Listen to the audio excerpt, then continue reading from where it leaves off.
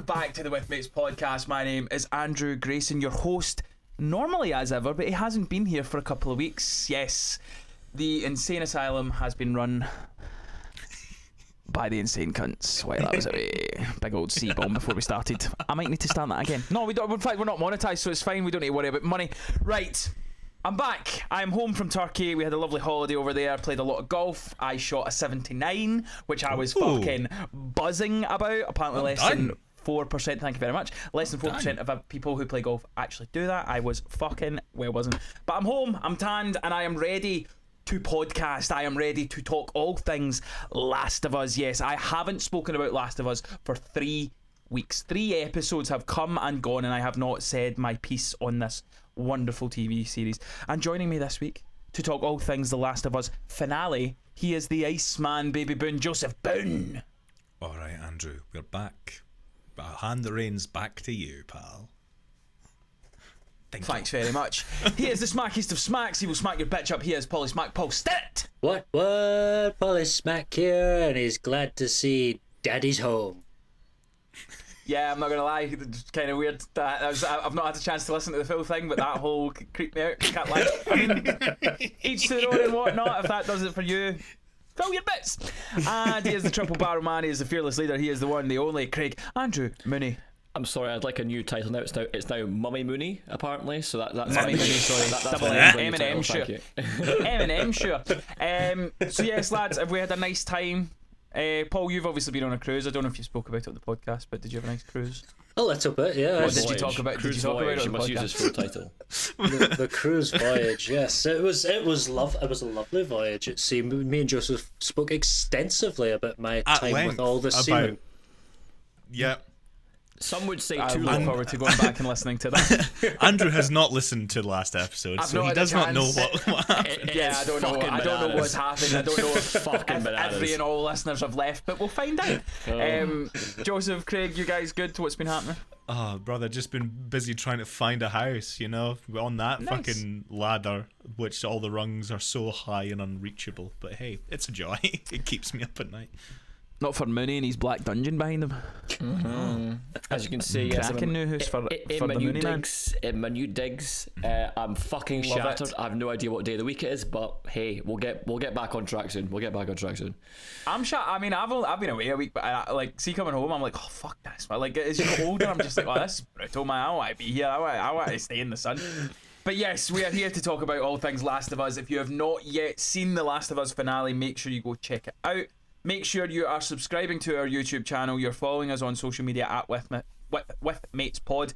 We are slowly but surely starting to grow. It is lovely to see you. We want to say thank you for tuning in, watching, listening, whatever it is that you are taking in our content. And let me reassure you, there is plenty to fucking come, because we are going to finish up here with The Last of Us. We are going to get our Mission Impossible, The Final Reckoning review up very, very soon. We will be doing our Andor season review very, very soon. And then we get to one of the busiest summer months multiply. There are so many movies coming out. We've got Ballerina coming out, we've got Jurassic World coming out, we've got Fantastic Four coming out, we've got Superman coming out. We also have part 2 of the fantasy movie draft coming to the YouTube channel very, very soon. And by the looks on the faces of the other 3 boys, they haven't given it a second thought since we made our first picks, which bodes well for me, because I'm fucking coming for that title belt back. Right, enough about that. Let's talk about The Last of Us. So, if you've not listened to or you've not watched the podcast before, we will give vague, spoilery, free thoughts on what we thought of the episode and the series overall. We will then give you a big old spoiler warning so that you can fuck off and watch the episode and then come back and listen and watch to what we've got to say. But the caveat with this particular episode and this particular series is myself and Joseph will be giving spoilers for the game up until the point that we are in the TV series. Sounds good? Let's do it. I am in the dark with you 3 gents in terms of where we are in the last 3 episodes. So I'll go first. I'll give a quick couple on the last the previous 2 episodes. So episode 5 was I've got it up here. Feel Her Love. Yes. So this is the one where we get the moment with Ellie and remind me her name, Nora. Yes. Yes. I actually really liked this episode. Again, it was one of these things where, like, I think there's going to be a big discussion when we talk about the series overall about how they differed between the game and in the series and stuff. I enjoyed it. The one thing that I got, I feel as if is reinforced in my head with Bella Ramsey. I think Bella Ramsey is getting a lot of unjust hate. I think she's doing a really, really good job. The one thing I will say is she gets the big moments spot on. Mm-hmm. There are moments that aren't such the big moments where I'm like, yeah, not the best. And I think I've already kind of said that Isabella Merced is the standout for me in this show as Dina. But for the big moments in that one, with Nora being one of the biggest moments in the game, mm-hmm. I thought she smashed it. I thought it was fucking brilliant. I thought that scene was great. I thought the two bounced off each other very well. It was one of the weaker episodes, but I thoroughly enjoyed it. Last week's episode, the flashback episode with Pedro Pascal, fucking loved it. It was so fucking good. Mm-hmm. Thoroughly enjoyed it. Again, full spoilers for that episode. Joseph, you kind of intimated you didn't like that we got what happened in the game at the very, very end of the game was pulled up with the conversation on the porch. I didn't mind it in the sense of the thing that I've realised is, and again I would thoroughly recommend to you guys and to the listeners, go listen to the HBO podcast with Troy Baker, Craig Mazin and Neil Druckmann. It is so good, and it's nice being able to hear the showrunners and the director talk about the choices that they made and why they made them, especially with Neil going, well, we did this but we felt it suited that better for the TV series. It's really, really interesting. I would thoroughly recommend people go watch or listen to that. But yeah, that episode is beautiful. It's one of my favourite moments in the game. It feels it's hard to say it feels rushed. It doesn't feel rushed, but when you play the game, that particular moment takes hours. But that's because I'm a trophy hunter and I go to every wee corner to find baseball cards and all that kind of stuff. But it hit the dinosaur moment. It hit the space moment. The space moment, man. The only thing that it didn't have, and correct me if I'm wrong with this, it changed the reveal of Ellie. It did. No, there was like a big bloater fight, wasn't there? Yes, because in like a wee cabin kind of thing. You're in a little place and you find the people that ran away from Jackson. You've got that bit, and then that's what starts it, and yeah. So that kind of let me down a wee bit. I was kind of looking forward to that, and it didn't happen. But the performances again, the Pedro Pascal and Bella Ramsey having that conversation where she says the thing like, "Look, I don't think I can forgive you, but I'd love to try." It hit hard because I was like, "Yeah, that's a fucking great moment." I thoroughly enjoyed it. But yes, let me move on to the finale. I really liked the last two episodes. As far as the finale goes, I loved it. It was so good. It was so fucking good. I enjoyed so much about it. I feel as if there might be differences. I'm shocked you loved it. Listen, I am so in on this. It's my favourite game. I am finding myself kind of swimming against the current with other people who played the game who seem to have big problems with what they're changing. I don't know if it's because I'm listening to the podcast and Druckmann and Mazin are kind of explaining why they changed it and what they've changed it and why they did that. And I go, oh yeah, that makes sense. The thing for me about this particular episode, when we get into specifics, I'll be able to break it down more. Ellie isn't Ellie in the game. And it's for a good reason. Because in the game, she has to be OP because we're in control of her. She has to be really good at shooting. She has to be really physical and able to fight and all that stuff. In the TV series, she doesn't feel that way. But I feel as if that helps because Abby isn't this fucking muscular monster that would absolutely decimate her. But she's obviously we're going to see more of Abby probably next series, and that'll explain why she's supposed to be like the leader of the WLF and all that kind of stuff. But for me, the episode hit all the beats that I wanted to do. It followed the game for me in the important moments, and it differed in lovely ways from the game that were very interesting. And again, listening to the guys talk on the other podcast, they explain why. And I loved the ending. I thought the ending was fucking great, and I want to know Joseph's thoughts because he's obviously played the game, but I am so interested to know what Craig and Paul have to say because they haven't played the game, and it's like this is the fun thing about doing this podcast about The Last of Us is the two differing opinions because we've played it and you haven't. So Joseph, you go first, just because again you've played the game. So overall, like as a season finale, I enjoyed it. I really enjoyed the season finale. It was very emotional. It hit a lot of beats that I was hoping it was going to hit. It's very clear how much of a different beast now this series is to the game, and I can really respect the way they've attempted to adapt the game for TV. And I know there's a lot of things they've had to change and corners they've had to cut, or like things they've had to work around. There were only 2 instances in the episode that I didn't like. Not in like I don't like how they've changed it. I was sitting there going, I don't understand why you've done that. And maybe if I listen to the podcast, the showrunners will let me know why they've done it. I think what the early on scenes between Ellie and Dina were very, very good. I thought the action throughout was fantastic, and like the emotional beats by the end were just as I remember feeling from the game.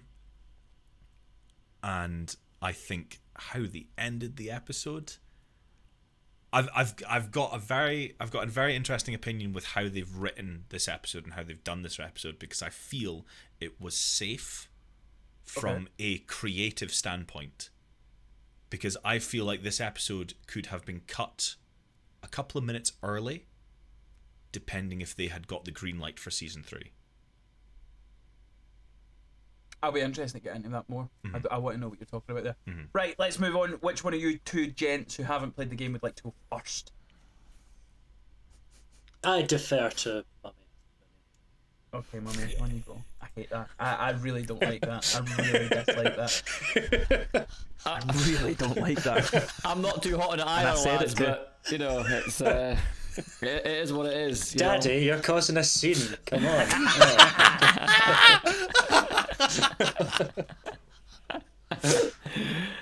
So the Last You were saying, of Us, right? Thank you. So I don't know how to put this. I'm really struggling with how to put this. So I liked the finale. Didn't love it. Didn't love this season as a whole as much as season 1. I think if we weren't doing this podcast, I wouldn't have as much of an impetus to watch this show as the rest of you might, or the 2 lads who'd played the game. I'm not enjoying the show. I don't think the show is bad. I just don't think it's potentially still doing it for me, in the sense of that I like have to watch this. I have to watch this week to week. And like the way the episode ended, I know it was meant to provoke a certain reaction in me.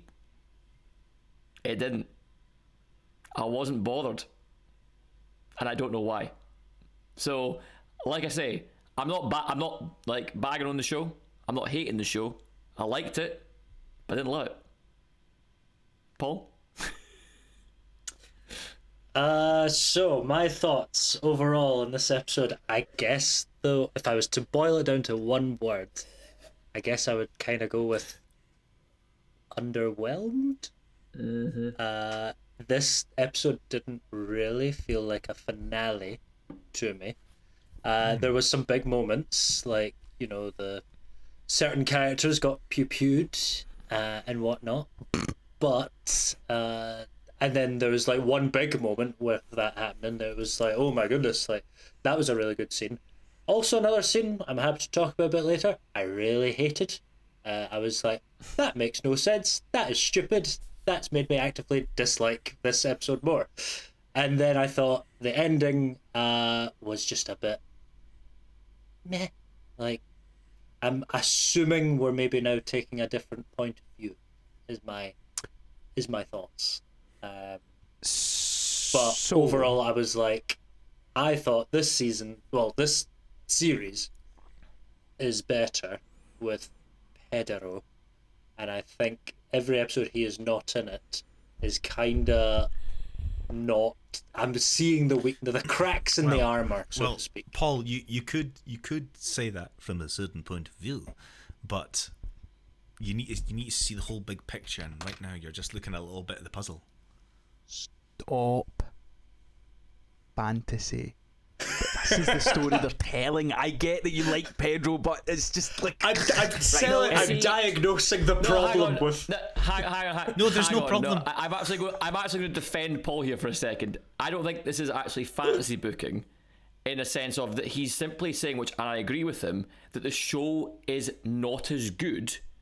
The show is just objectively not as good without Pedro Pascal in it. That's all we're saying. Yes. We're not saying that. Yes. We're not saying that it was a mistake. No, but you can't say the show's not as good because a character passed away.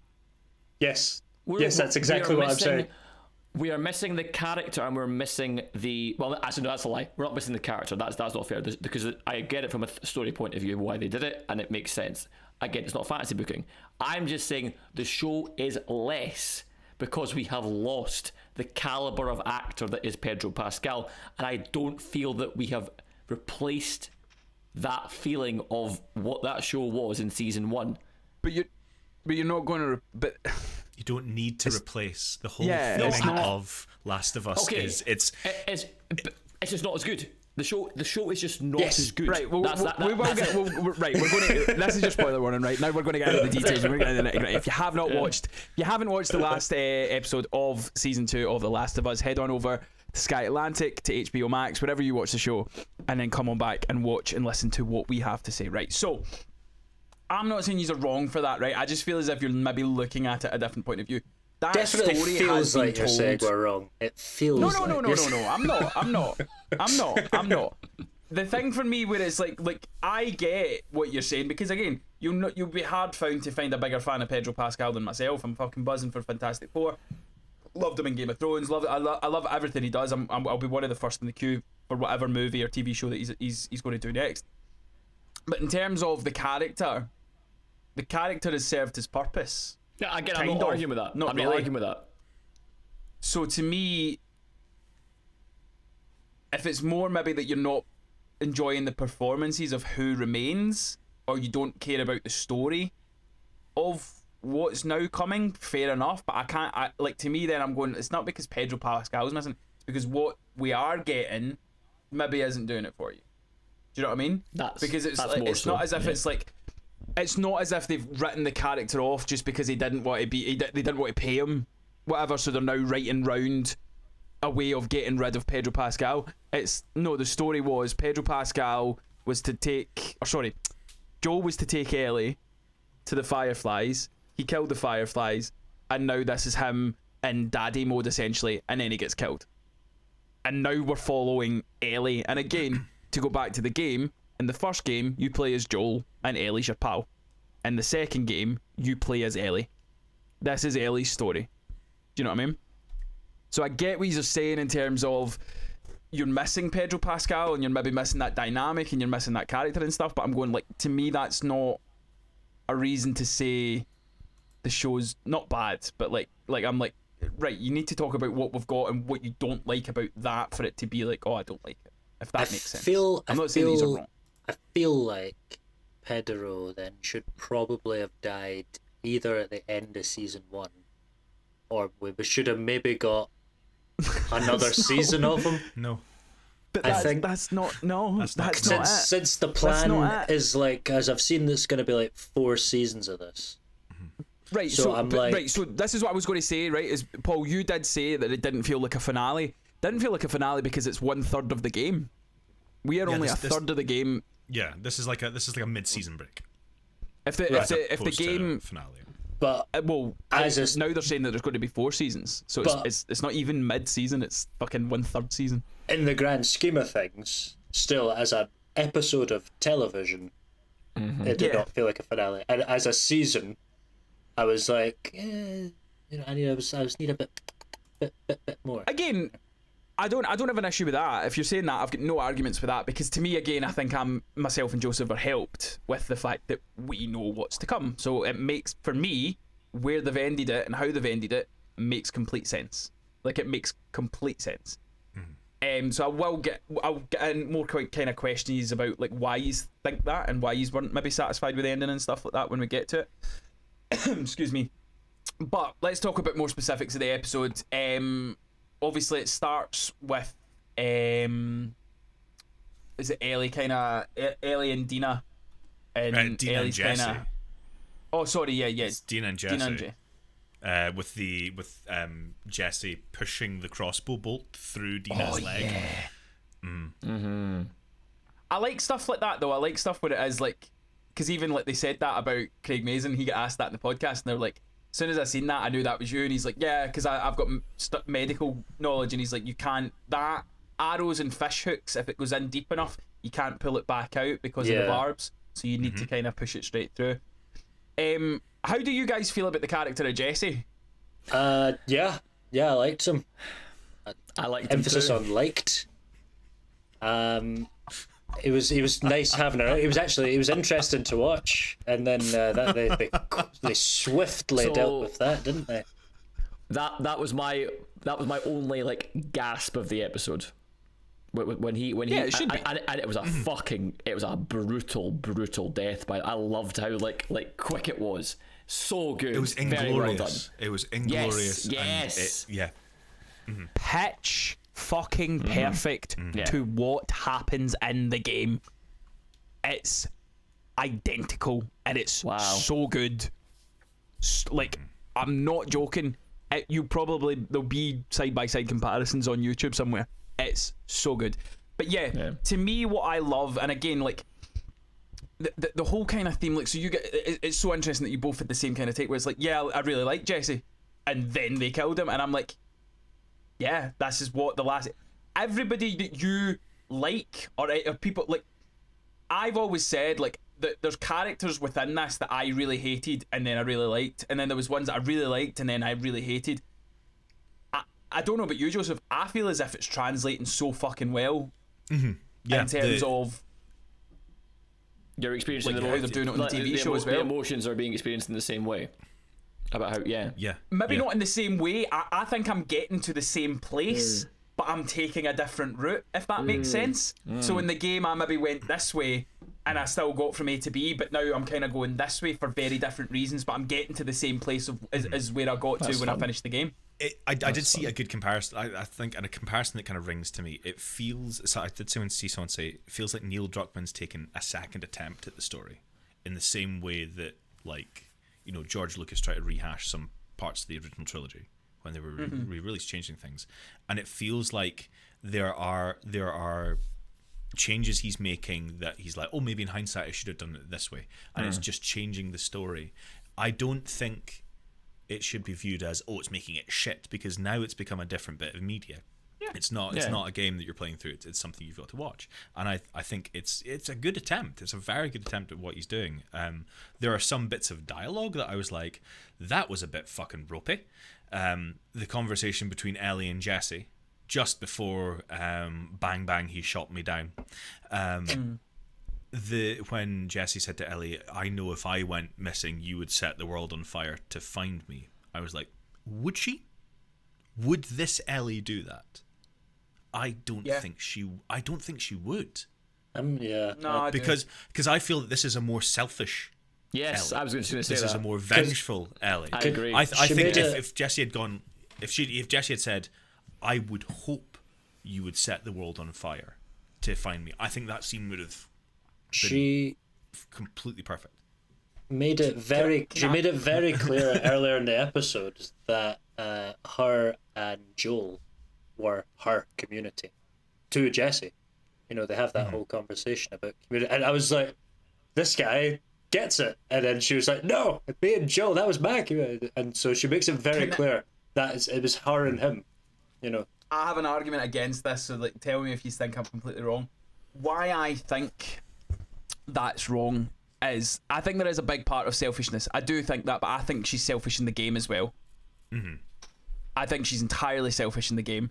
I think the difference with that is you are her when you're playing it, so it maybe not translate. Because what I will say, when I said, like, so my feelings towards Ellie are practically the same, but for very different reasons.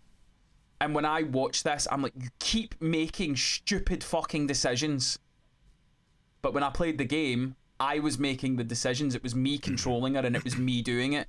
So in that sense, I didn't have that thought. Whereas watching it from the outside looking in, I'm like, why are you doing that? You're fucking like really small stuff. So the part where, and it leans into this thing where it's like, she's not as good as me when I play on the controller. She can't go in and kill 6 guys by herself. But there was a point where 6 of the Scars or the WLF walked in, and Jesse's like, there's 6 of them and 2 of us. What the fuck are you doing? But my argument against what you guys are saying is, Ellie, I think Ellie believes in doing what's just and what's right. Do you know what I mean? Mm-hmm. So regardless of who it is, well, so she tried to save the kid. Yeah. She tried to save the kid. She went ahead, didn't think about it, and Jesse had to put, what the fuck are you doing? We need to look after our own. Don't get me wrong, that's what she's doing with Joel. But she has a sense of what's right and what's wrong to her. If that makes sense. Yeah. So to me, I believe the character would go after Jesse. The only thing I would say against that is I feel as if we've not had as much of we haven't seen much of a connection between the two in their relationship. Yeah. That's why I didn't believe it. Because that's fair enough. We haven't had that. I understand why she would do that for Dina. I understand why she'd do that for Joel. Maybe to an extent, Tommy. Yeah. But I don't understand Jess, because we've. It's what I said last episode. I believe. Did I say it last episode, or was I speaking to a pal? I can't remember. I think this season has been too short in episodes. I agree. Because I think we need much more. I would say we need like an 11, 12 episode season for us to fully get those emotionally rewarding beats, like between Jesse and Ellie, for the audience to go, yeah, no, I fucking get that. Because as you've said, Andrew, we've had the luxury of spending 35, 40 hours with these characters, and the audiences are not getting that. I think they've given us small moments. I would like to see more. Again, it'd be interesting to know what they've maybe put on the cutting room floor and stuff like that. Because to me, I would go maybe one more episode, but would you then have to be coming up with like to me, it doesn't feel like we missed anything really major. It's maybe just smaller character moments. But they did in the last episode. They had that moment where Joel was like, "Oh, what's happening with you and Jesse? You seem really close," and she kind of laughed it off because he was almost as if like, "Oh, do you fancy Jesse?" But it was obviously they were just mates. So there were senses of, and he's training her, and like, so I'm going, right, there are small nuggets that they are close and they have a relationship and stuff. And when he kind of revealed that he voted no to going after the people, she was devastated. So I'm going, right, yeah, that's someone that's not like a what's the fucking the bar guy, the guy that makes the cake called? Seth. Seth. Yeah, it's not like a guy like him where you go, oh yeah, well I would fucking expect you to vote against me. Jesse's obviously close enough that hurt her that he didn't back her up, regardless of what the vote is. You should be on my side. But I do agree. I don't think we got specific moments of those two characters, but I think we got enough. How many episodes was season 1? 8, I think. Maybe. 9? Was it 8, 9 Let me episodes? just guess off the top of my head. Season Paul 1 looks it was up. 9, so we got 2 episodes more. See, okay. I completely agree. And actually, this is, as you were going to ask, Andrew, at some point, this is my biggest criticism of the season. I don't feel we've had enough time. As someone who has not played the game, as someone who's watching this as a TV series, I don't feel we've had enough time. This is not just for Jesse, but also for the relationship with Dina. This is what my complaint was before. Oh, I completely disagree about Dina. I know you do, but like for me personally, I don't care about this relationship enough because I don't feel I've seen enough of them. And as I said, that relationship jumped the shark completely for me in terms of how quickly it fucking. Don't get me started on that again. Oh god. But I feel that at least one more episode is needed. I don't see why the season had to be 7 episodes. I think there's another episode in this season, definitely. But Maybe. I think more character relationship stuff is needed. Maybe it's genuinely like a studio thing. Maybe they were like, this is the season where we're killing off Pedro. Let's give them a little less just to It's see not- what It's not. No, star They're power going- in a series like this is important. brother. They've went. What happens in the game? Joel dies in the first 10 minutes. We need to kill him in the first fucking 10 minutes. Then that's what happens in the game. He dies straight he's in away. the first 2 episodes. And then Yeah, they I'm did a being whole facetious. flashback episode on him. Again, Like that they keep happens in the game. they keep trying to find ways to bring him back, but they've also They're spent not- their no, loads. they're- no, they've spent their no, loads no, on no, Pedro. Stop. Because- stop. because there is no flashbacks to go back Paul. to. Joseph, you're the tech guy. Find me a way that I can mute him from my end. Look, I'm not going to argue if you have opinions on stuff, right? I'm going to argue. I need to get better at that, right? But when you're saying things that are categorically wrong, Yeah, that I was need wrong. to tell you, you're like, no, it was wrong. happens in the game. The game he dies. Throughout the game you get flashbacks. The only difference between the game and the show is one of the flashbacks that happens at the very, very end of the game, they've brought it forward, which I didn't really mind. But in terms of, it's nothing to do with studios, it's nothing to do with let's bring them back. I will hold my hands up and say I'm wrong if in next season we get stuff, because it doesn't happen. Correct me if I'm wrong, Joseph. Oh, I think we've there's had nothing left- we've had there's Joel. nothing That's left it. to show. As Yeah, far exactly. As I'm aware. So I will hold my hands up with that. If There's they only go, one "Oh, thing I could guess. I think if they are going to bring him back, it's going to be a musical number. Nice, yeah, that would be good. Please no. But yeah, to me, I've completely lost my train of thought there because I'm good at that. Paul is wrong. Pedro no, is it not was, their moneymaker. it was before that. Oh no, yeah. So I've remembered right. So the difference between what I believe has happened with season 1 to season 2 is the size of the games. It's the story that they're telling. Season 1 was the first game. And to me, I would say that was much more condensed into one series than what they're doing with the second game. They've already confirmed that realistically, to tell the full story of the second game, we need another 3. So we need seasons 2, 3, and 4. So I get what you're saying in terms of you feel like certain characters or certain character relationships might seem underdeveloped. But as I said, it's a third of the game. It's not. We've not told the story. We're only Yeah, I know, but I'm saying this what's- much into it. I We've know, still but- got that to go. But we've skipped, like as I said, I'm not going to go bang on about that again. But like I feel like where we've developed to, there needed to be more to get to this point. Is what I'm saying. Do you feel that, Joseph? I don't feel it in the black and white versions that my colleagues are feeling it. I feel it's a little bit of column A, a little bit of column B. I think there could have been more, but I don't think we need episodes upon episodes more of it, if that makes sense. No, Yeah. it's Like I To think me, if there was the other thing, sorry to interrupt. The other thing as well is I'm going. That's when you then get to the point of you're having to create their own kind of random stories that to flesh out stuff. Whereas I'm going, I feel as if I've got enough. I get it. Look, there might be certain lines of dialogue that I was just like, oh god, that didn't really work for me.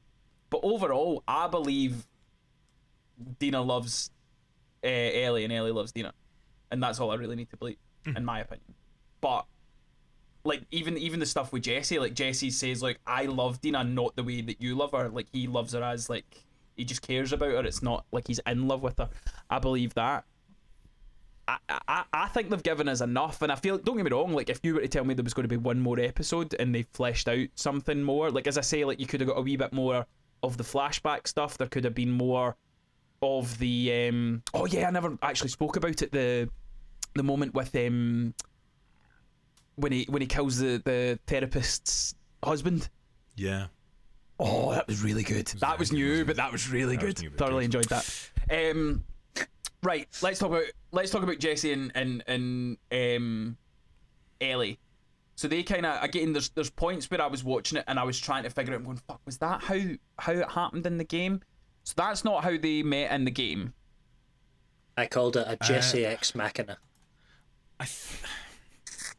Because in the game, it was, not remembering the trailer, they kind of made you think that was Joel, but it was Jesse, and it was like, I think because in this, the reason that it's changed is in the game you find out that Dina's pregnant, and you're like, Dina, stay in that fucking room, and you go out and do it by yourself, and then that's where Jesse kind of comes in.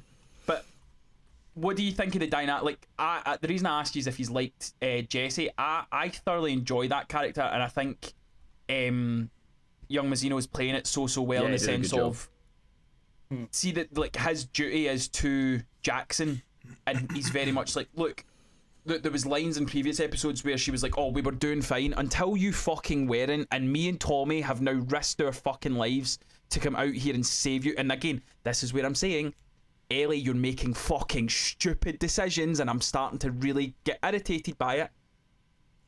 It's making me feel the way I'm supposed to feel about Ellie, and it's making me like, I cannot stress, this show is not supposed to make you feel good.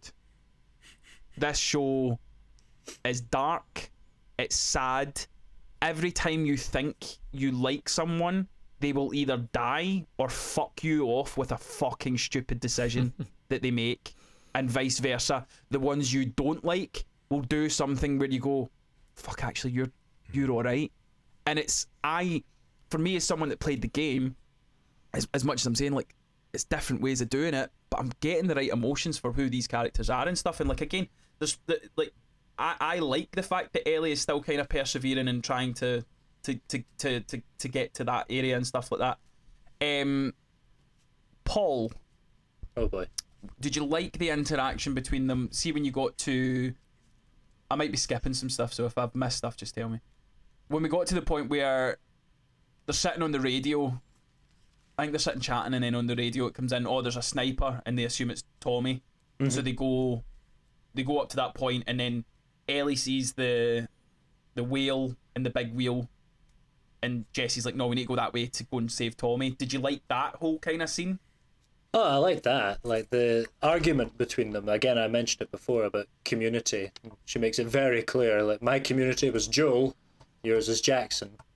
That was good. And basically, Jesse spells out what it means to be a good leader. And he also spells out, basically, look, if I had done what I had wanted and gone with that girl with the terrible paintings that I bought 4 of, I wouldn't be here to save you.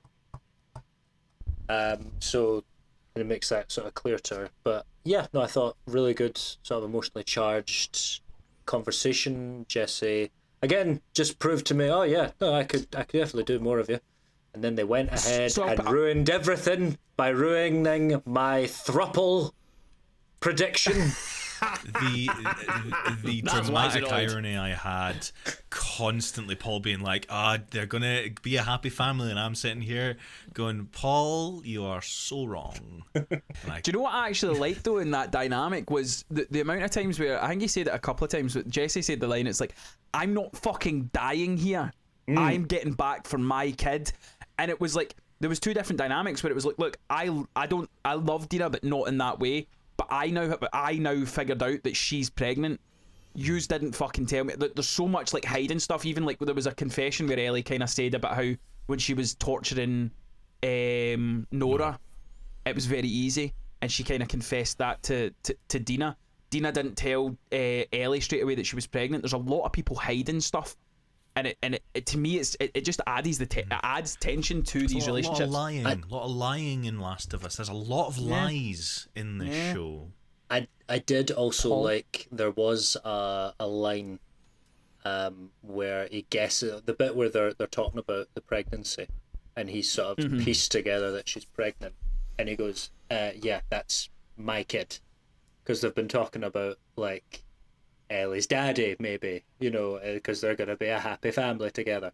But he's like, no, that is actually my kid, and I'm going to go make sure it's safe. I'm going to go, you know, because it was like a big slap of reality.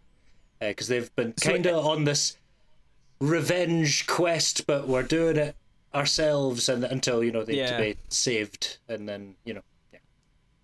So I'm going to kind of follow up that with a question, right? So Craig, I'll ask you. I'll be interested with you, Joseph, as well, because you've played the game. Who's right and who's wrong? Me. Jesse and Ellie. Sorry, that was just a reaction. Who's right and who's wrong between Jesse and Ellie? Oh, Jesse, hands down. You think? Yes. 100%. Okay. Jesse. Would you like to explain? So, well, Ellie is making a selfish choice that has put other people at risk, including the person that she now loves. Great. And this baby. And also, and now Jesse, and now Tommy. These decisions have ramifications. And yeah, Abby killed Joel, but let's face it, Abby should have killed Joel.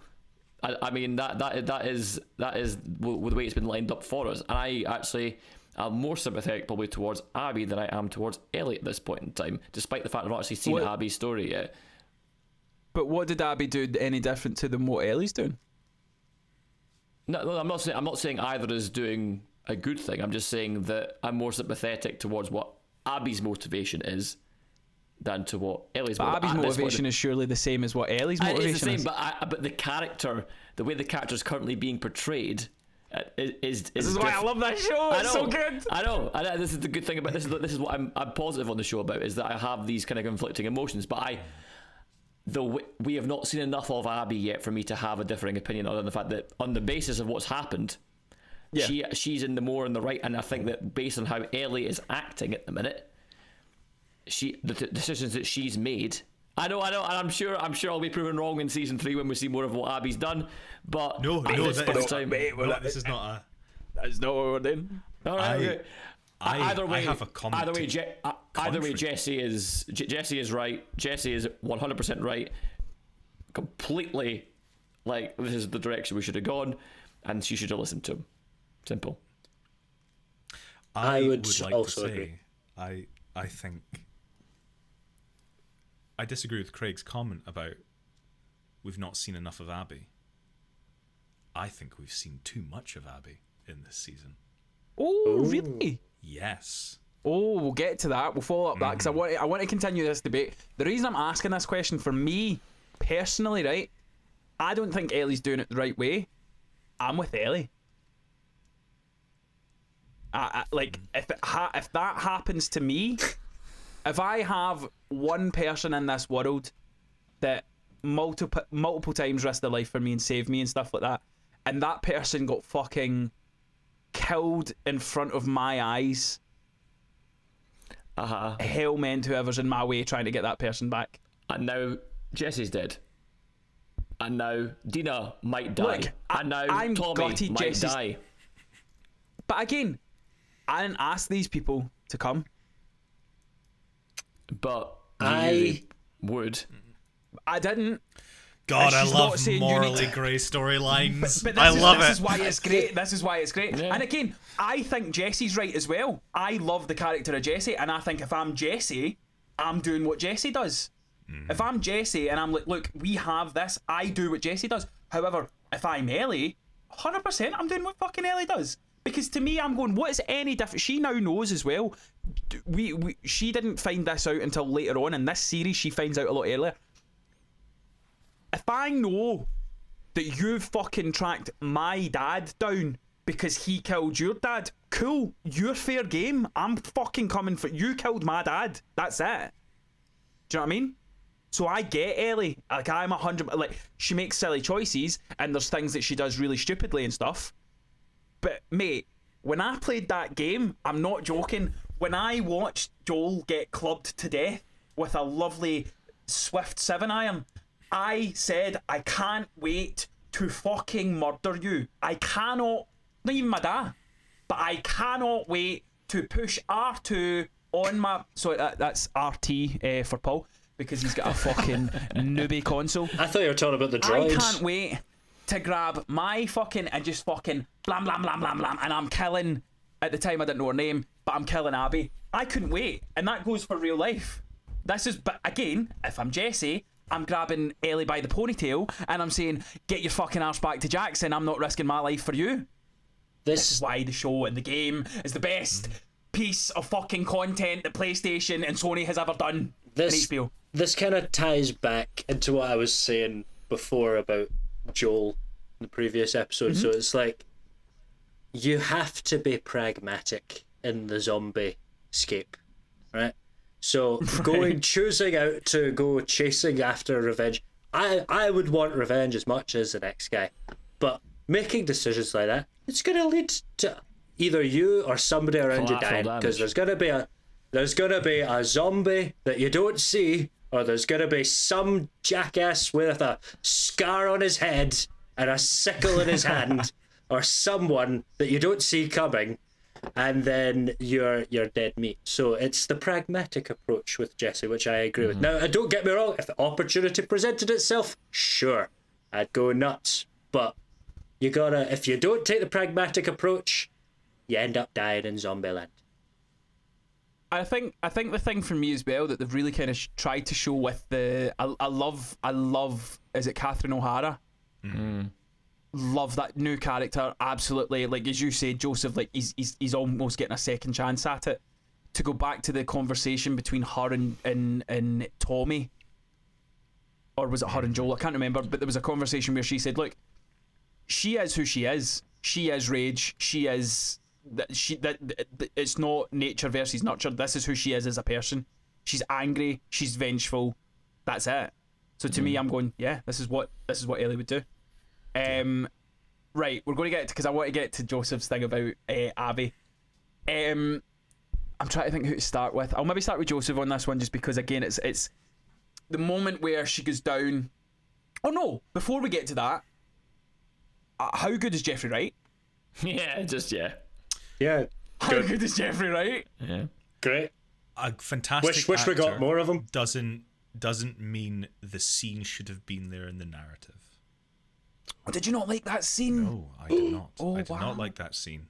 I enjoyed the scene. I thought it was fantastic acting. Yeah. But it drew narrative focus away from the main character. It drew from the drive of the episode, and I felt it slowed down the episode. So this is where I think we did not need to know what was going on with Abby. We did not need to know. And I think that and a scene coming up were unnecessary in this episode and can be removed from the episode and do not impact the finale as a whole. So I completely get what you're saying. I disagree, but I completely understand where you're coming from. I think from a performance point of view, Jeffrey Wright is I'm so glad they brought him back. Phenomenal. The reason I think it worked though is, again, it goes back to when you play the game, you see everything from Ellie's perspective. You don't cut away to other stuff. You don't see what else is happening. To me, this is almost world building for, again, the moment where Jesse and Ellie walk in and you've got these two warring, and it's like, this isn't our war, this isn't our fight. It's giving you context as to why or what's happening in the world. And the one thing that I might know that you guys don't know from listening to the podcast is they have said all the questions you have will be answered in the next season. So why the set of fights and why the WLF are fighting, we will answer that. Why Abby is the person that remind me his name, Isaac. Jeffrey Wright's character, Isaac. Why Isaac wants her to be the person that takes over, it's all going to get answered and stuff. So I'm like, oh, that's interesting, because when you played it, it was just it was just more fodder, and it was just more characters for you to hide and fight and all that kind of stuff as you're playing the game. But in terms of world building, I'm like, okay, so we're going to get more background into this. So I didn't mind it, but I don't disagree with what you're saying, Joseph. Yeah. It did slow the episode down, but I kind of didn't mind it. I understand what you're meaning, but very, very well and good to say that all these questions will be answered. The questions didn't need to be asked at this point in time. We because you get that scene and you're thinking, okay, we're back with WLFs. We're going to see Abby. Oh, we've not seen Abby.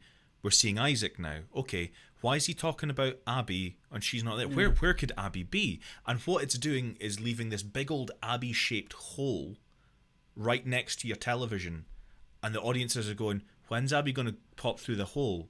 Abby's going to come through the hole soon, right? And then I think it not devalued, but it set up too much. It telegraphed too much that ending, and I think it would have had more of an impact if we hadn't seen that. And it was through the door, bang, Jesse's dead, there's Abby, oh fuck, because of the way I felt this episode was structured. Like, it was a great scene. I think it should have been next season when our focus is on Abby as the main character. That's very interesting, and I want to take that point and I want to put it to Craig and to Paul. Did you guys anticipate the ending? I was not expecting us to be looking at things from Abby's point of view. What I don't. No, sorry, not that ending. The The theater. guns. Oh right, okay. Yeah. So we basically have the conversation with Jesse. You're a good man. In hindsight, now that was basically, I just bought the farm. I'm 2 days from retirement. In hindsight, and then they burst through, and then dead straight away. But did you expect Abby to burst through? I was expecting her to turn up because it was like the finale, so I assumed as soon as I heard gunshots, but I would have expected it would have been her and a SWAT team, but I wasn't expecting it to just be her, so it's obviously very personal. And then I was just like, the last thing I would ever do in that scene is give up my peace, like, no matter who the gun is on. Like, it's why would you give up your peace? Oh, so Paul, I've got something to say by on the way, that. I mean a gun, not a sandwich. Just No, in I know. case anyone was wondering.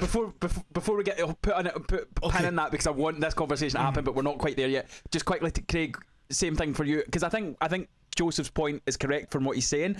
My thought is, because we know what's coming and we know the game, and obviously knew that was going to happen. So when we see that scene, it's like, well, you're fucking teasing that. Did that kind of like ruin it for you in that sense? Did you expect Abby to show up and do what she did?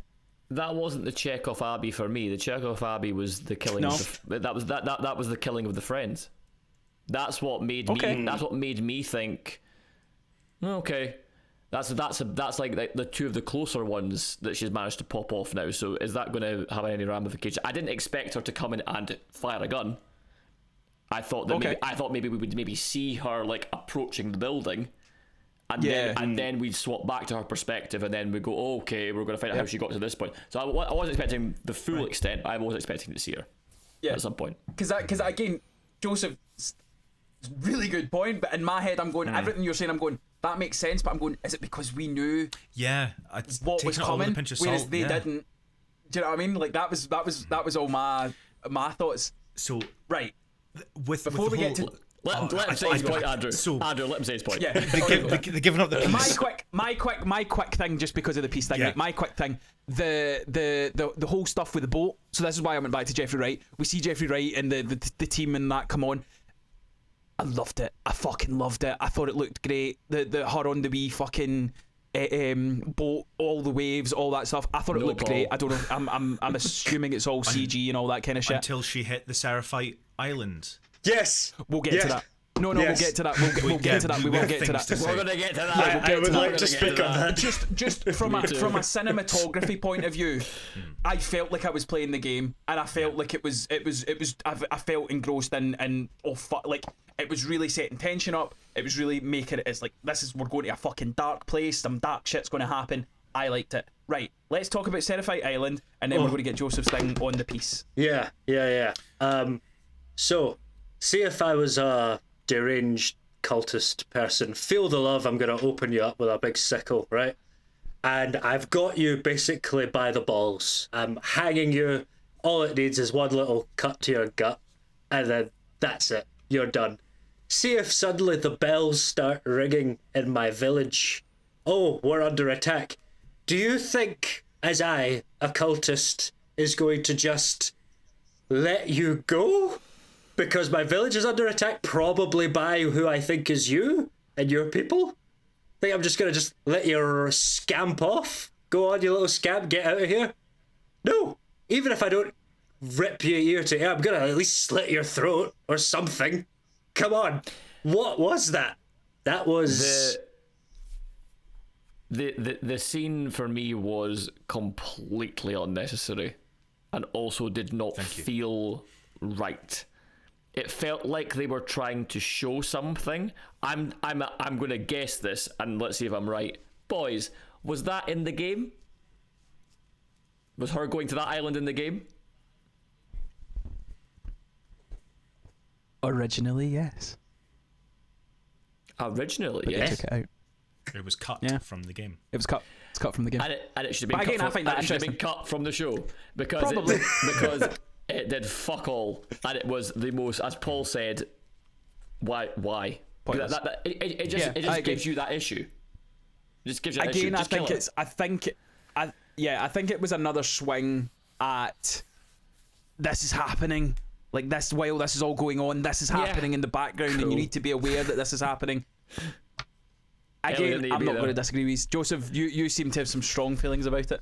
I think it was pointless. I think it has taken away a portion of like narrative. I think it was it's a story that's just following a storyline that we didn't need, and I think it, as Paul says, it doesn't make sense how she got away. She should have just been killed, really. Yeah. But like, we'll take that. We'll bundle up that scene. We're going to chuck it away. We don't need it. So we can ignore it. But I mean, yeah, the Yeah, to me, like I was like, yeah, pretty pointless, and I had the same thought as Paul. I'm like, just stick the knife in her, like you've caught her, just stab her, like just stab her, like that's literally at your mercy. Dumb. Just yeah, completely dumb. But let's fast forward a wee bit. We're now at the point. She gets back in the boat. She's going to the pier. She's going to the aquarium. Before I get to what happens, Joseph, were you expecting a dog?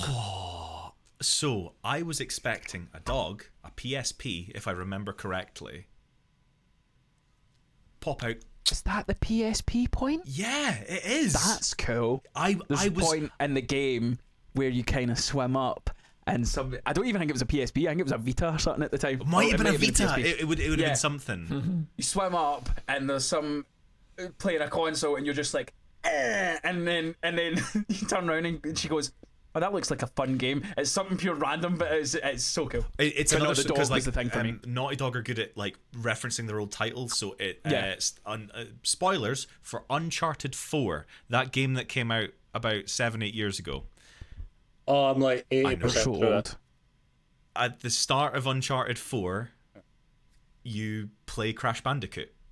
Yeah, it's really cool. Which is so good. So, and I think it's another Naughty Dog title that the WLF is playing on Jack and PS Daxter. Vita. No, it's Jack and Daxter. Is that? I think it might Naughty be Dog? Jack and Daxter. Yeah, I think it's Jack and Daxter. Anywho,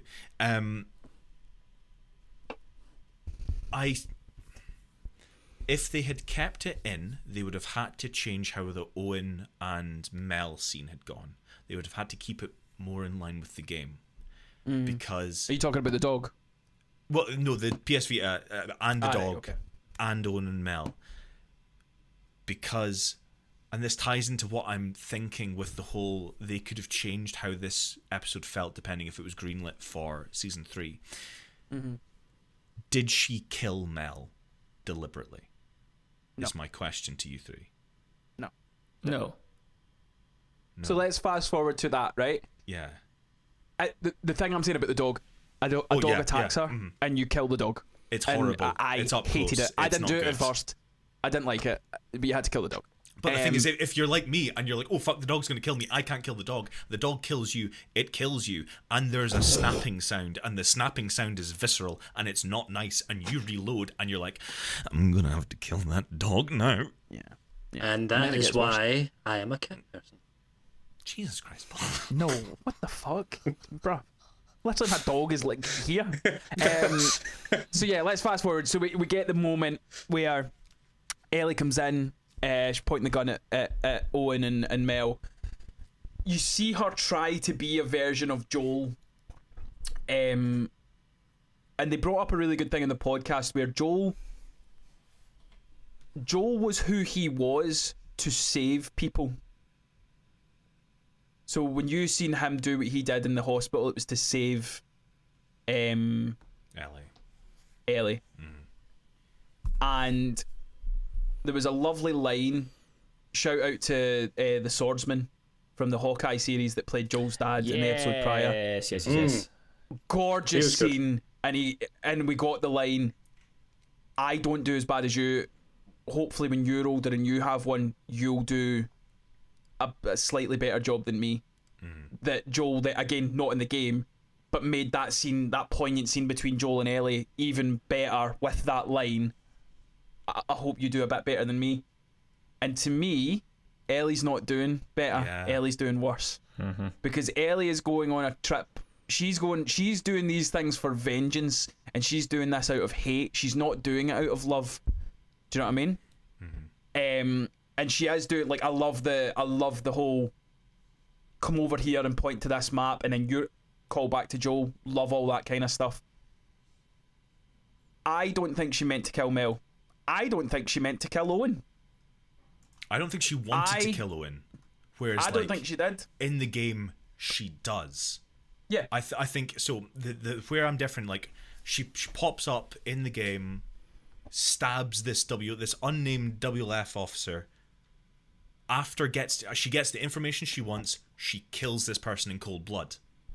Then she kills a dog, and then she kills Owen and Mel in the game. And these are deliberate, conscious acts.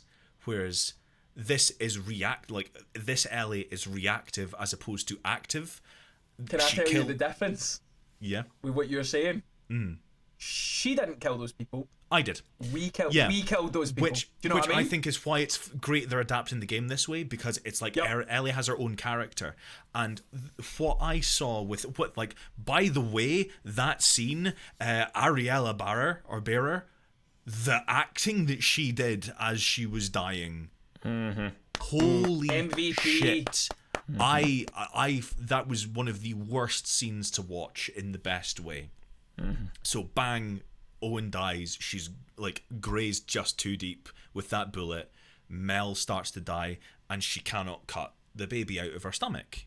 She lets this infant die. I disagree. I completely disagree. Well, no, she I can't. don't think she. I don't think she let the baby die. So, see, I interpret it as she couldn't act. She was so scared about what happened, and she couldn't do it. She's 19. Yeah. Do you mate? I think the reason this scene worked for me, right? So in the game, it's very different. You fucking merc, Owen, and then Mel attacks you, and you fight her off, and you fucking kill her, and it kind of like you realise that she's pregnant, and you're just like, oh fuck. They upped it in this one with the scene that Joseph you're talking about. The thing I loved about this, and it goes back to what you said, Joseph, the acting from that actor, where she's like, cut it out, and then she's obviously starting to kind of fade away, and she's using like hospital lingo, and Ellie's like, what the fuck does that mean? Like how, and then even the instruction, how deeper than you think. What the fuck does that mean? Is the knife going to stab the baby? I'm 34 years old. I couldn't do it. Oh no, I'm not saying that she chose not to do it. I'm saying that she had no idea what to do, which it wasn't a deliberate act to not save the baby. This is all reactive and unable to react. There's no conscious choice.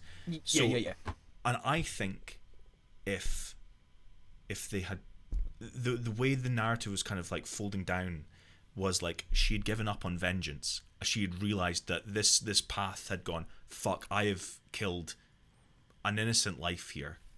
Someone innocent has impact. So yeah, unborn, but like there's an innocent life that's been impacted here. And it just felt like Ellie had deflated in those last scenes until Abby shows up, and then you could have Sopranos'd bang cut to black. If it hadn't been greenlit. Whereas like should they have played that Journey as well? I want to get to that specifically because I think me and you are going to have very different views on this, Joseph.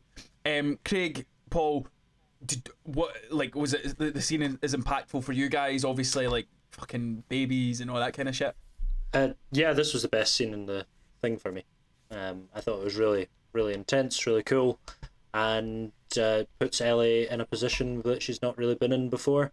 I think both, what's her name, Owen and Mel. I think they were both dead as soon as she walked in. She hadn't anticipated the pregnancy, but they're both dead. Because is there not a line in it where she says something along the lines of, like when she's saying like point to the map, she's like, I'm not going to kill you, I want Abby. I can't believe her. I don't. Yeah, I believed her. That's the pragmatic part of saying anything to get what the information you need and then killing the people responsible for. She wants Abby, but as you've said, she's doing this out of pure emotional hate and revenge. You don't spare the people involved.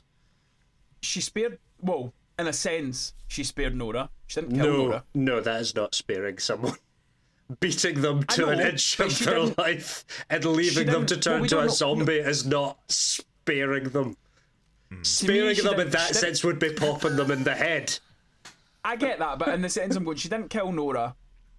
I don't think she shoots if Owen doesn't go for the gun, Nah, I in my opinion. Yeah, Owen's I could be goose. wrong. And Owen's goose was cooked, and See, Mel's okay, so- turkey. I see what you're saying, don't Paul. know. I think their gooses were cooked, but not through action, like deliberate action from Ellie's point of view. As I said, Ellie feels more reactive than active because you no longer have the wonderful thing of player agency to take into consideration. You don't have to put a controller in someone's hand and they've got to drive the narrative forward. The narrative can happen much to the chagrin of the main character, much to the disappointment of the main character, and right now that's kind of where this episode feels like it's ending. It's like it feels to me that Ellie is kind of finished with her vengeance narrative, the way she was being portrayed there, and the narrative's gone, no, we're not fucking done with you. I didn't hear no bell. So I'm gonna take that and I'm gonna put that question to Craig, right? So Craig, include your answer in terms of what the scene and all that stuff. After the moment where Jesse and Tommy come in and usher her out, is she still going after Abby? Okay, so the best scene in the episode, I agree. Fantastic performance, MVP, as you say. I can agree with everything's been said so far. I think by this point, enough has happened in the episode where the vengeance arc for Ellie is already starting to fade. And I actually agree with Joseph and Andrew. I don't think she was going to kill them. I think she had started to kind of backtrack a little bit on what that is. But I also agree with Joseph in saying that that's not how this works, I'm afraid. That ain't how this works. You've started on this path and it only ends one of two ways. With you killing Abby or her killing you. And that's essentially, as Lord Voldemort, Harry Potter, neither can live without survive, all that shit. So this is what I think is, to answer your question, I think that by this point, even by that scene, she'd already started to she was starting to agree with maybe Jesse's points and thinking maybe that he potentially was right all along and all these kind of things. But then I think after that scene, it's totally gone. And then we see in the final scene how much it is gone, I think. Mm-hmm. So I somewhat agree with that.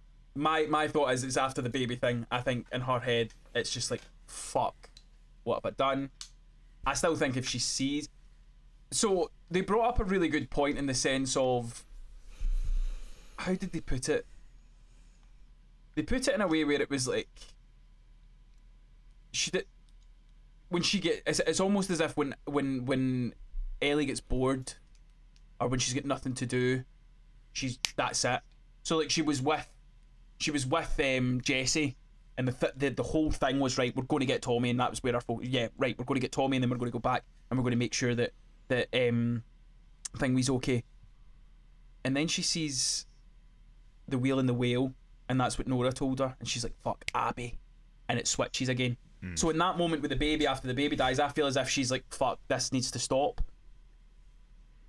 I don't know if that means that stays, if something else comes up, if she sees Abby, blah blah blah. Again, from where we are in this show,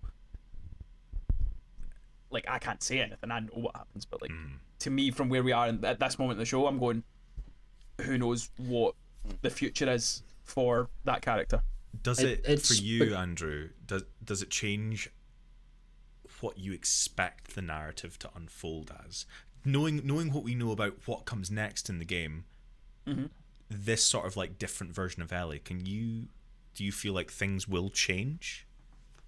No. I think the feelings I have at the end of the game will be the exact same, but heightened. Okay, cool. I think the way I feel at the end of that game will be the exact same times 10, because there are certain things that, if they happen, that have already happened, that have made me go, don't know how I feel about that character going forward. I feel as if the way they're telling the story and the wee things that they can add into the story and stuff, I think I'll feel the exact same kind of way, just more so. Right, so we got the moment. We got the as you say, the smoking gun for Jesse, where he got told he was a good guy and his baby's on the way, and that blam through the face. Again, I cannot stress how fucking identical this scene is to the game, and it felt perfect. Again, I said it about Bella Ramsey. These moments, the big moments, she knocks it out the park. But is it Caitlin Denver? Caitlin. Yeah, Caitlin Dever. Yeah, Caitlin Dever. Caitlin Dever. Denver. This was Abby. Yeah. She didn't have the muscles, but this was Abby. I mean, I don't know, but I agree. And it's, again, mate, like, I'm not... I'm going to try and find a video that doesn't spoil anything going forward, and I'm going to send it to you guys. I'll maybe put it out on our social media channel just for the listeners and the viewers. That whole scene where she stands up, she's like, and again, I think to me this is it's almost growth. And I know what you're saying, Paul, about you don't throw away your piece. She's trying to protect Tommy. She is now at the point where she's like, look, these people have risked their lives to come and save me. Look, this is about me and you. I was the one that did that. These people didn't do it. This is about me and you. Just fucking take me and go. I get that. But that moment where Abby's like, I let you live. I let you live and you wasted it, was delivered so perfectly. And for me, I like the tease at the end, and I'll tell you why after I get you guys' thoughts and opinions and stuff. But in terms of that ending, then, guys, like the performance from Caitlin and Bella, we've got Jesse dead on the floor, Tommy's kind of incapacitated on the floor as well. For it to then go to black, you see let Joseph Abby say wake about up. the piece. I've been waiting for oh, sorry, are you talking about the piece? Oh no, I've already spoken about it. It's like how she chucks her gun down. I think that's her. She's like, I've given up on vengeance here. I think that's why she threw it down, to kind of like counteract Paul's point. I don't think it's terrific. I don't think it's given up on.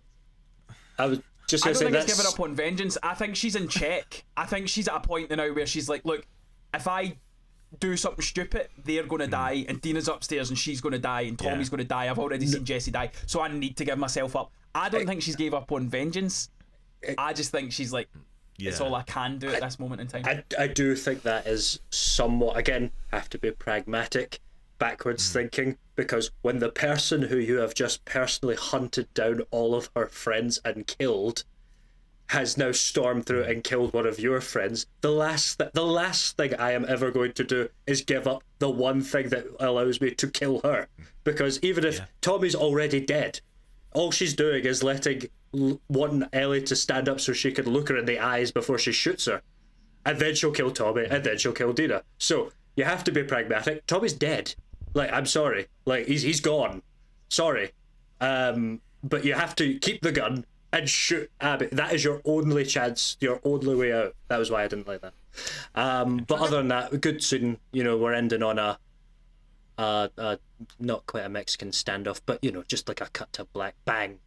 I'm thinking Dina's maybe coming up from behind, shooting her, or doing a distraction, or something like that. That's my prediction. The thing I'd like to say, Andrew, is a couple of things about this ending here. When you saw the two buildings and the walkway between them, Have you in the been middle there? of the episode, Back.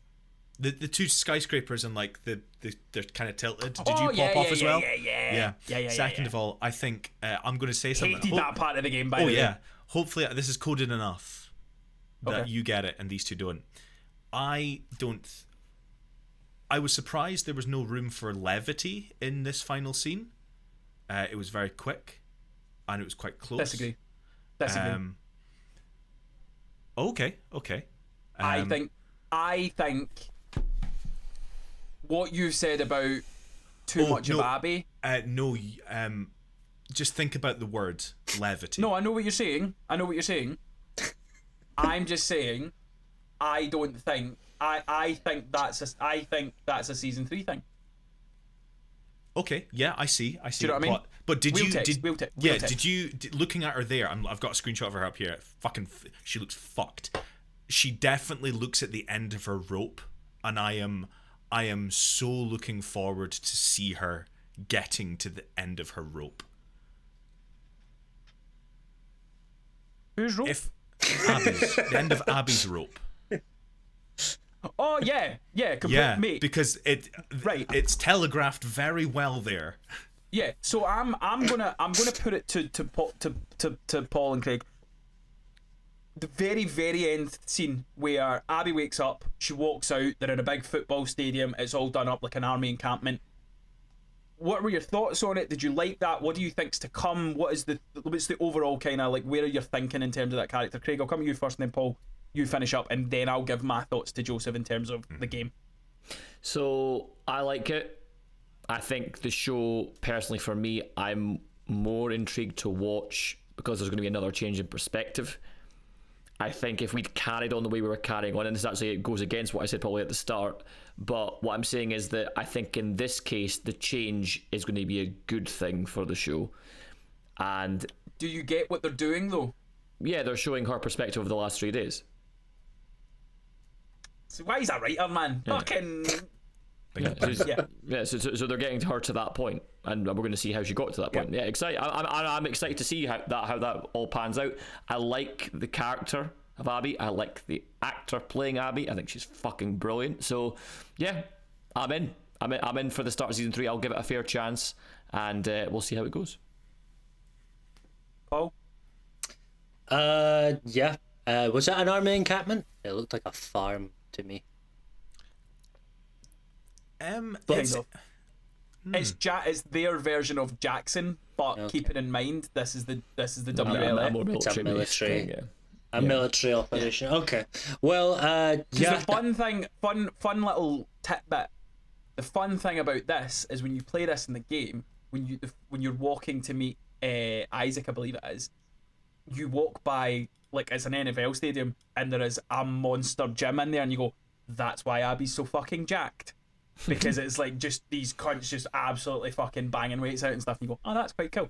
We didn't get that because obviously Caitlin's a little delicate thing, but I'm sure she's not going to be too delicate in season 3. I don't think so. well, yeah, no, I thought overall it was quite clear. Oh, okay, yeah, we're going to be looking at it from Abby's perspective, which I guess, yeah, it's going to change up the whole dynamic of the show. But I thought that as ending was just a bit like, meh.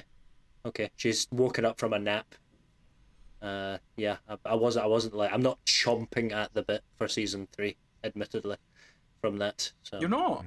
well, no, I can because see why Paul wouldn't be, because I think for us, Andrew, it might have been more gripping coming from the game, because that's the point where the game goes, hiya, remember that guy, that lassie that killed your father figure? You're now her. Yeah. You're now playing her.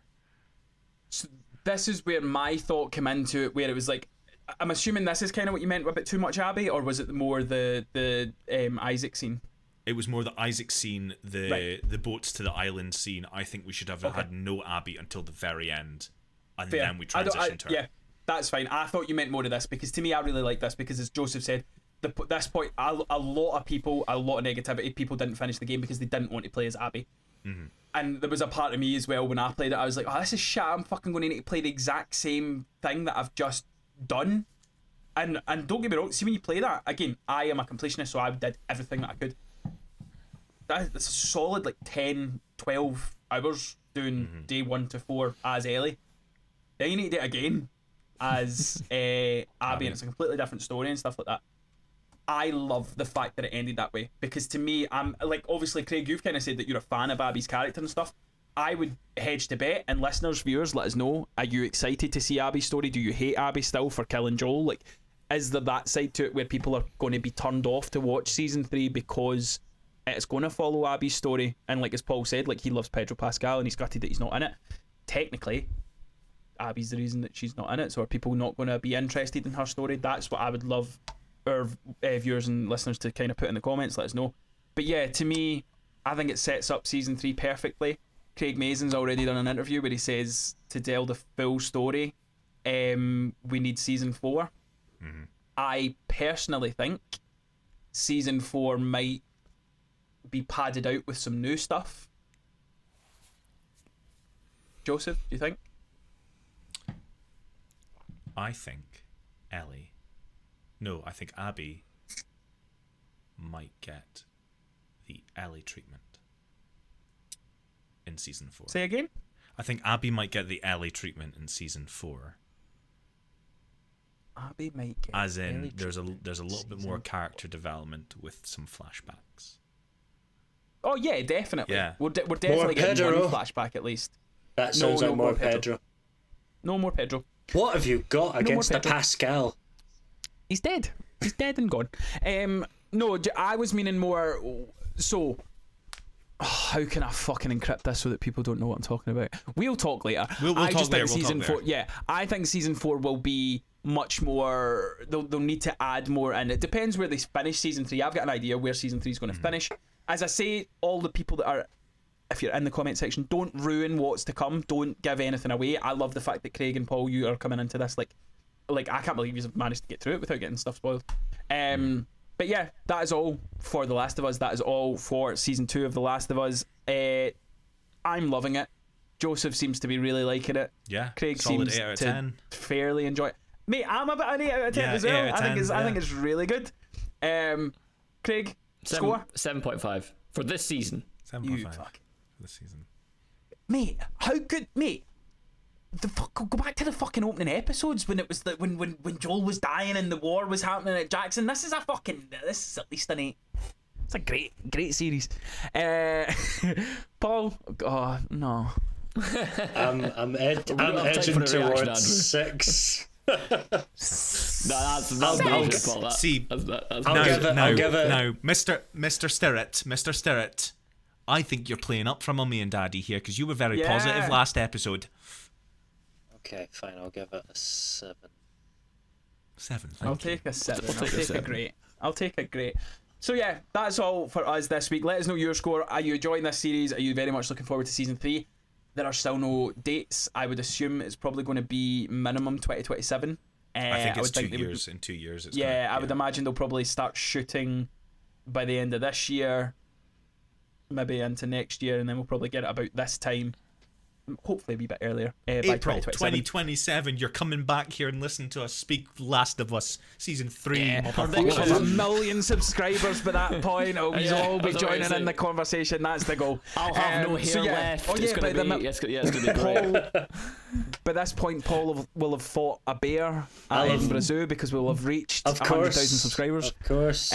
So yeah, lots of exciting things happening in 2027. We'll have had. We've not really spoke about it, and this we could probably do a wee bit about the catch up. But are we pure devastated that Doomsday's been pushed back? No.